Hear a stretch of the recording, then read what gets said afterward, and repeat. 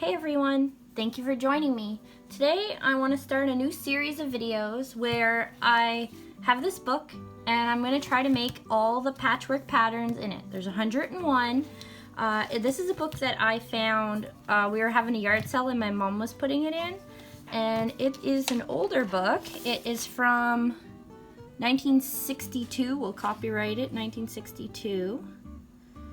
And it is a really interesting book. Like, there is all kinds of really cool old patterns in it, and I thought, wouldn't it be fun to make them all? I'm just gonna make one of each for now. Eventually, when I'm all done them, I'll go back and maybe make quilts from certain patterns that I like the most. But I thought maybe I would do a video per block and you could join along with me and see what you guys think. So the first one is Crazy Ann. We need 2 colors of fabric. They say here blue and white, but I've decided to go with a solid pink and a pattern pink. And they give you a nice little talk about how much you would need. Like, you'd need estimated 42 blocks and how much fabric and whatnot. So it's really nice. And so I'm going to show you what I'm going to do. Now this is a full-size pattern, yet you do need to add a seam.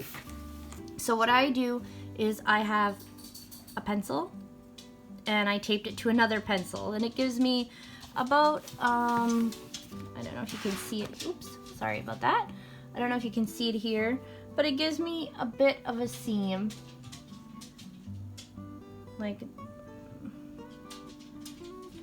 almost half an inch, but not quite, but that's perfect, you know? So the other things that I use is, you know, it would be better if you had sturdier paper or whatnot, but I use white paper, the 2 pencils, and then I'll use some tape. So what I do first is I put the paper down, and you can, I don't know if you can see it on the camera, but you can just faintly see the pattern through. So then I trace it out best I can.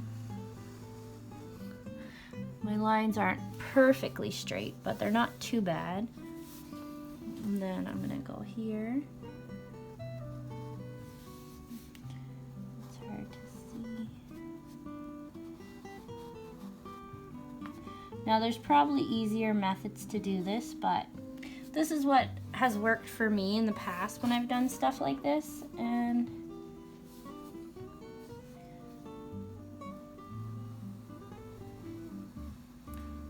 it seems to work fairly well. So then what you do for the edges is you just try to get your line to go a little bit further.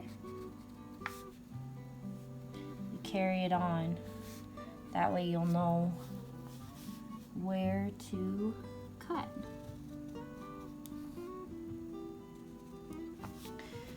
See, like that.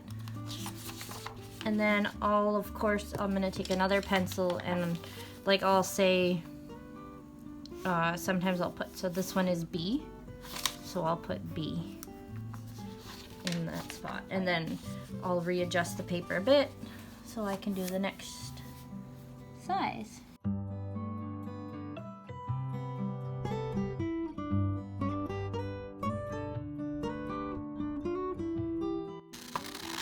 And the added part is just the seam allowance, so hopefully I can readjust it. Oh, I should have. Okay, so before you cut them out, it's probably easier to tape them. Now I just put the tape on them to reinforce them a bit, because as you know, if you're going to be cutting them and using them more than once, you'll want them to be a little bit protected. So I'm just gonna tape them all up, and then we'll go from there.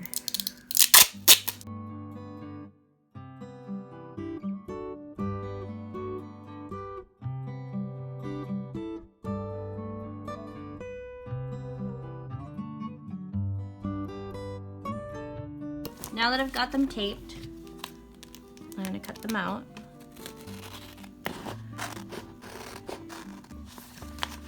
cut along.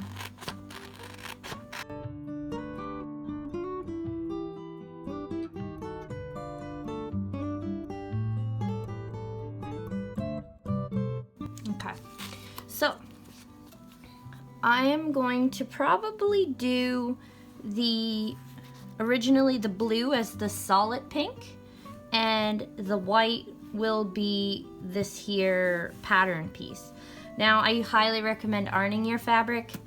With sewing, there's a lot of ironing involved, so hopefully you enjoy it. I love it. I could iron a lot. I just like, it's soothing, I find. It's almost therapeutic. So what I'm gonna do is get ready to cut these out. Now, you could use a rotary cutter on a cutting board. You could pin them and use scissors. Really, it just depends on what method you like the most. Me, it just depends on my mood. Sometimes I'm more of a rotary cutter, sometimes I'm more of a scissor girl. I think I'm gonna get my pins and use my scissors for these tonight, and we'll go from there. This is my little pin cushion. He's a cupcake that I made. Okay, so I'm going to start with figuring out. Now, I like to fold my fabric and try to get, that way I don't have to cut multiple times. Everybody does it, like I said, a little different. There would be 1, 2, 3, 4. And I'm gonna need 12 of the big one. And I need 8 of the little one. 12. I wonder if I can.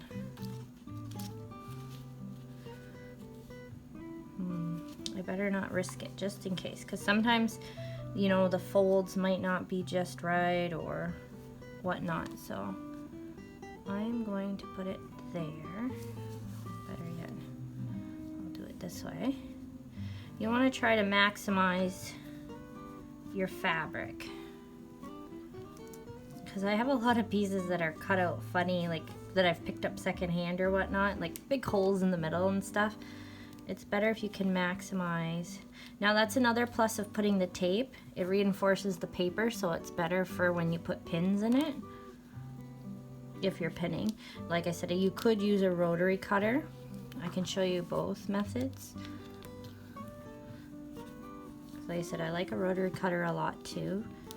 Maybe a bit more precise than scissors.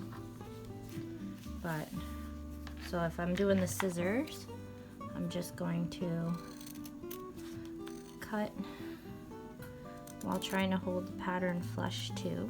I know the pins will keep it in place, but sorry if I'm awkward. I'm definitely not a professional sewer, but I try my best and I enjoy it. And as you can tell, I'm quite awkward. So there. Now, put it here.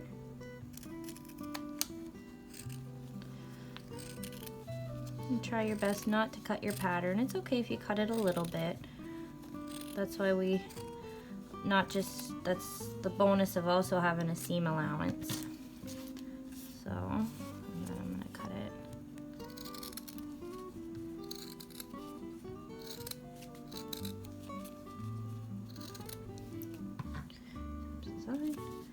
And as you can see,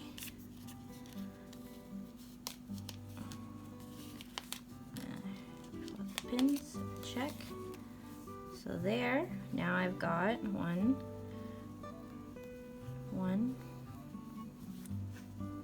2, 3, 4. So I gotta keep cutting till I get 12 of those ones.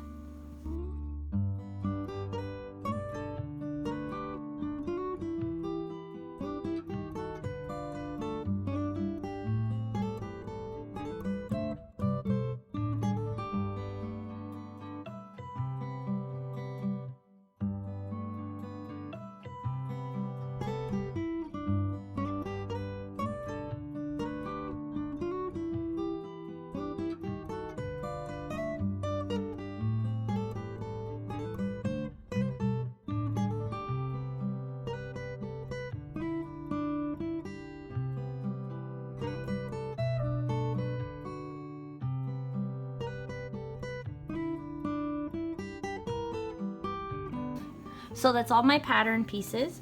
Now I'm gonna cut out the squares, and then I still have to do these shapes in this pink too. So on top of kneading your knife, I suggest a hard plastic ruler. They come in all different sizes.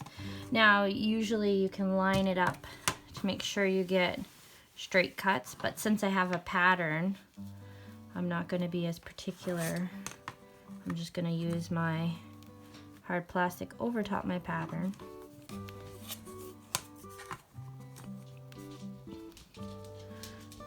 But like I say, normally what you would do is you just use your ruler. I'll show you in another video when I make something else, but always make sure you keep your blade, the plastic over it, just in case, and then you just pull it down. And then you just push in. You can see I cut my pattern a little bit, but that's okay. Like I said, it's not, I didn't cut much. And then you cut there. To put a little bit of weight sometimes. It depends on how good your blade is. It's good to change your blades when they get dull. It's less strain on you. And then I'm gonna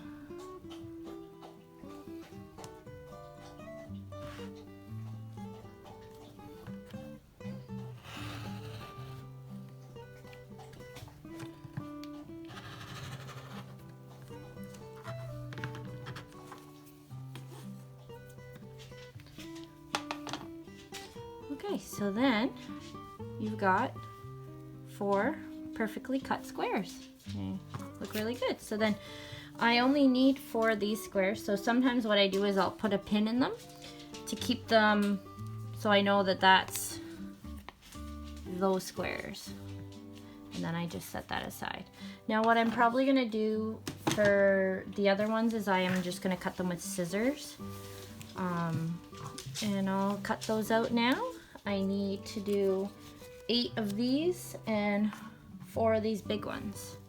So let's get those all cut out.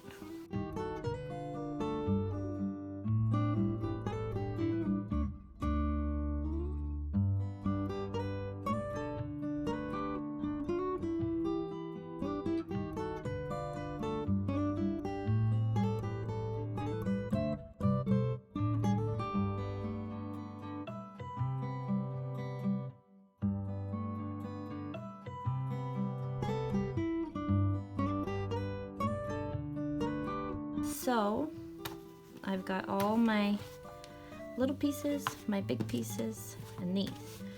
So it shows us that we should make these first, which is we're gonna take some of the C's and the B's. So we're gonna have a corner.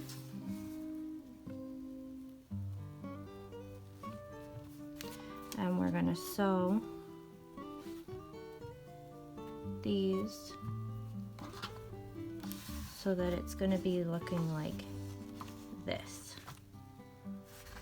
So what we're gonna do is we're going to put it like this and sew it, and then we'll put one like this and sew it, so that it comes,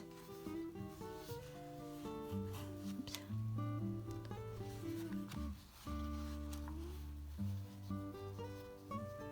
like that. So that way and that way. There we go. So we're gonna sew those. So we need to do that to the 4 of them.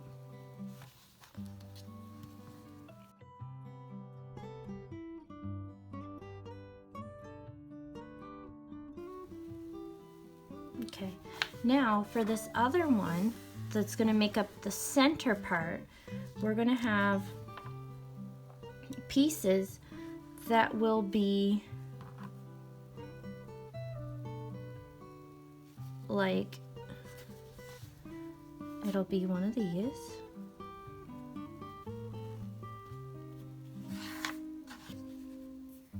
It'll be a big piece.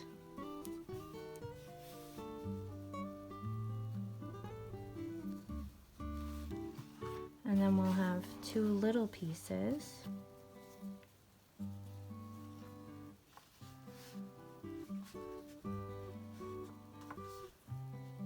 Like this.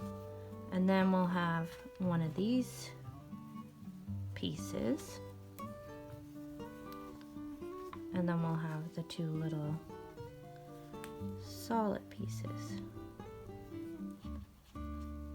Now we're just gonna though make them in small sets though, like this, and then we'll end up sewing them together after. So we can set all those up too. So it's gonna be like that one, that one. Okay everybody, so I've got my machine set up. My lights burned out sadly, so hopefully this is okay lighting until I get a new one. So let's get these pieces started sewing. So first up, I'm going to take one of these. I'm going to line this up the best that I can. Oh, I'm going to get my machine just a second. Okay, so I'm back and I have this. It's a magnetic like seam keeper. So I can put this here and it's going to make sure that my seam. Now, if I take my pencils, you can see that I left, it's maybe not the biggest seam allowance for this, but it's pretty close. It's a little off. I could have maybe put another pencil in between, but still. Anyway. Here I go. So I line it up right about there, and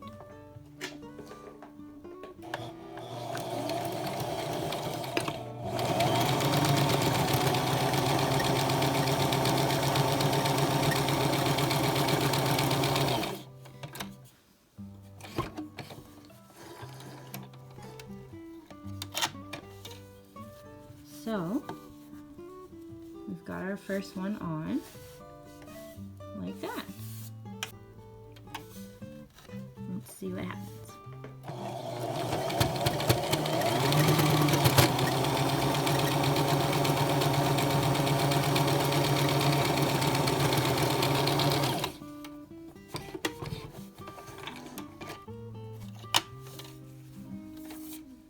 So, now we've got this, so that's our first one. And we'll just sew up all the rest like that, and then we'll have to iron them after that. So first though, let's sew them all together.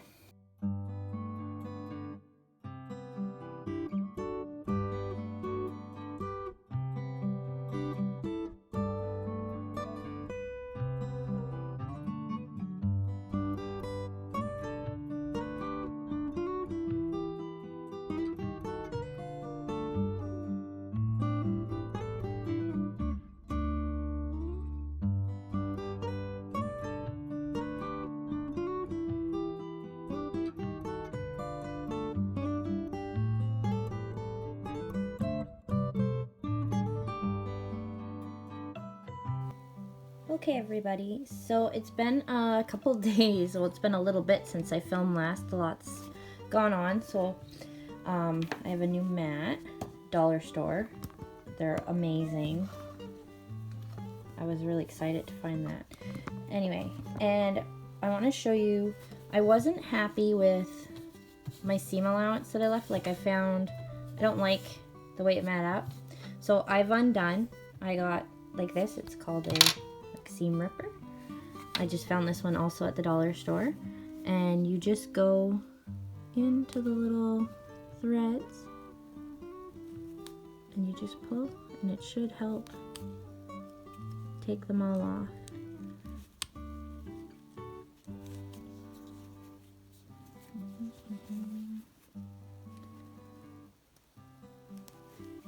Oops. So yeah, and then you see you can pull it like that sometimes, and then sometimes it's easier to just go in here when it gets a little tough.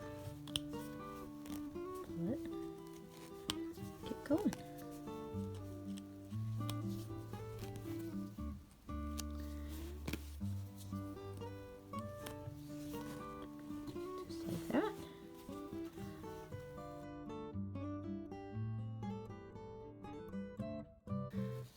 I'm going to restart this sewing process because, oh, and always make sure you keep a cap on it because it can be pretty pointy, especially if you've got kids around. Safety first. Okay, so I'm going to bring you guys in a little closer. I'm sorry, I still got to get a new light bulb for my machine. I'm going to put my machine right here because I want to make sure that everything lines up better. I hope it's not too shaky. Sorry about that. My tripod's not super solid. Okay, so we will start with the corner pieces. Now, like I said, there's some strings on them from seam ripping, but you can just take time, pull those out.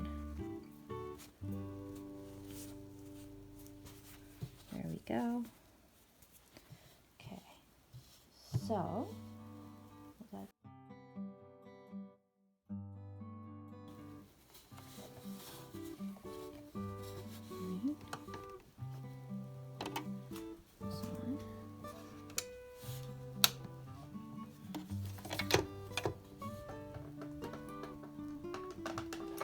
machines and both, of course.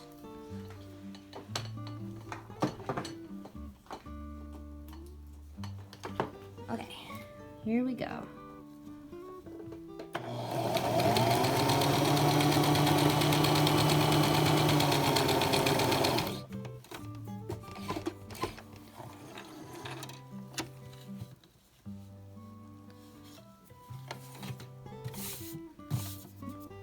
I don't know about everybody else, but I find sewing machines, they really pick up dust.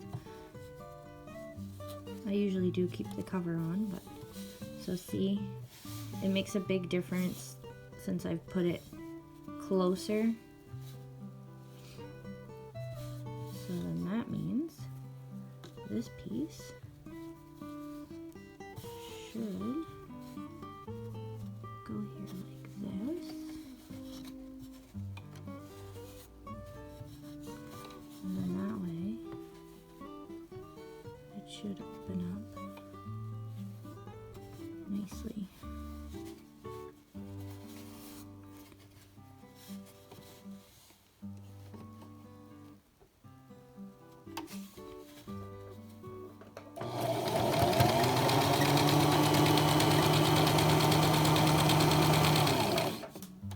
And a lot of times with sewing, it does come down to some trial and error until you get used to it. And like I said, that's what seam rippers are invented for. It helps with the trial and error. See, that'll be a lot better once it's ironed out. Hopefully when I iron it, it'll help take away the little holes from the original thing. It's an older fabric though, so maybe the holes won't recover, but we'll find out once I iron it. But for now, I'm gonna sew up all my pieces and then we'll take it over to the ironing board after that. So let's get sewing.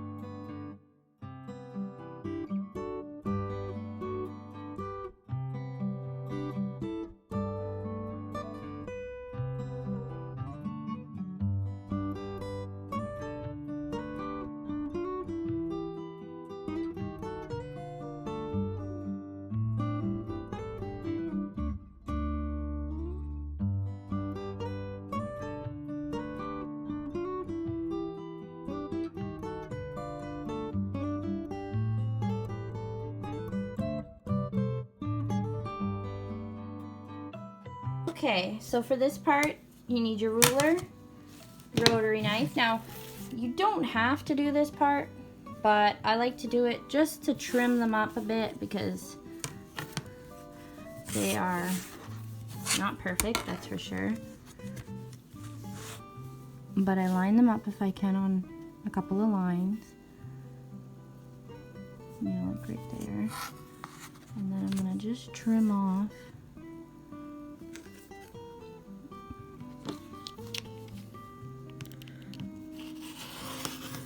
a little bit to make them more accessible.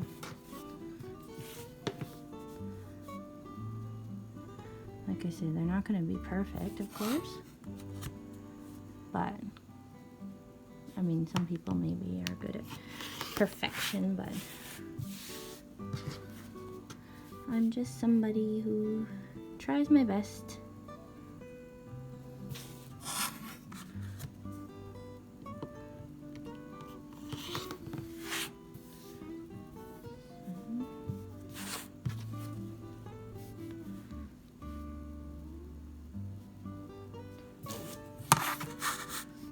There.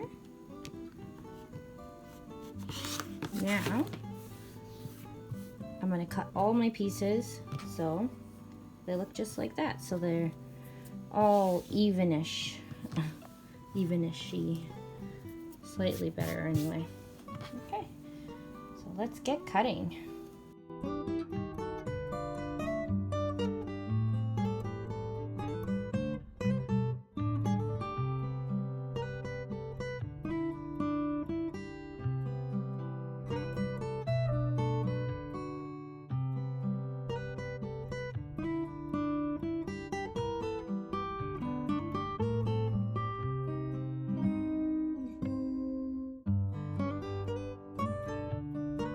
Okay everybody, now we're back at the sewing machine and we're gonna start.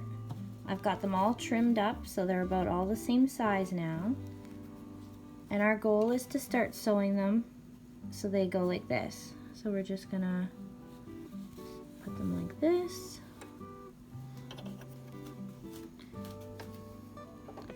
Like I say, I apologize again that my light, I'm gonna hit up the sewing shop this week, hopefully and get a new light.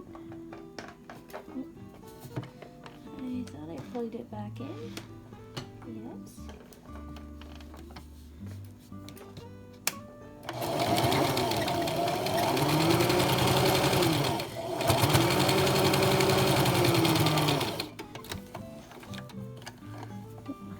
Got caught here. Strings on my sew. There.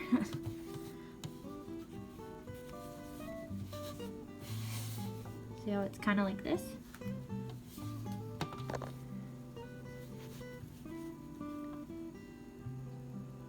And that's gonna give us like a pin, kind of maybe the, I feel like this could be more pointed compared to their picture, but I want to make sure I still leave a seam allowance. So let's keep going and see what happens.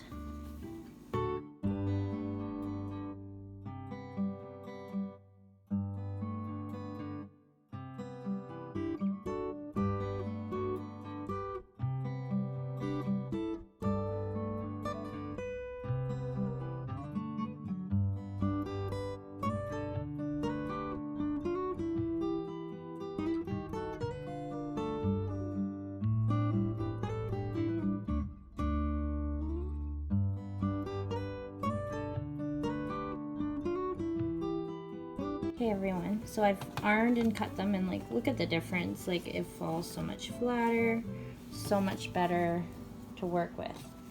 So now that we have them like this, we want to make them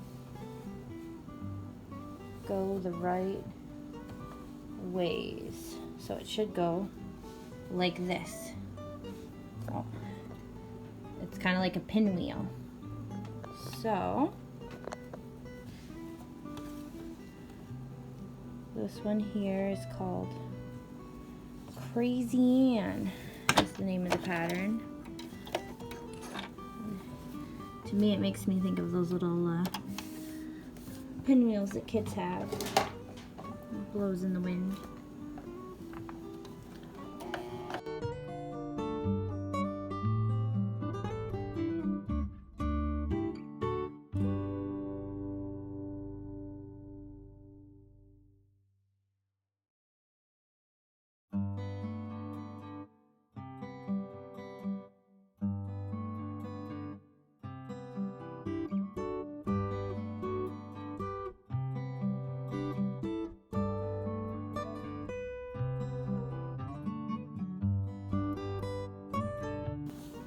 My bobbin literally just ran out as I finished. That is funny.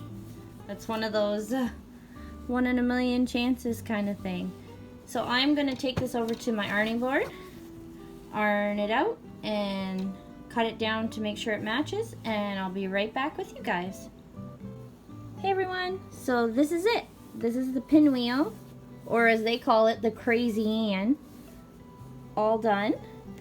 I'm pretty happy with the way it turned out. Now, I will admit, a couple years ago I had the idea of doing this, like challenging myself to the whole book. So I started, and I had made some videos too. I don't know if I can find the footage or not, but I never did get around to editing them or anything. But I still have my one I made, and look at the difference. I had forgot to put seam allowances. So seam allowances really make a big difference. I did iron it, but I don't know, it's just very much different in size, which is really funny when you think about it, because it's the exact same pattern, but taking away the seam allowance made a huge difference. So like as you can see, though I do like these colors more, they're more fun. But anyway, I hope to see you in my next video, and the next one will be called Album. So hopefully see you there.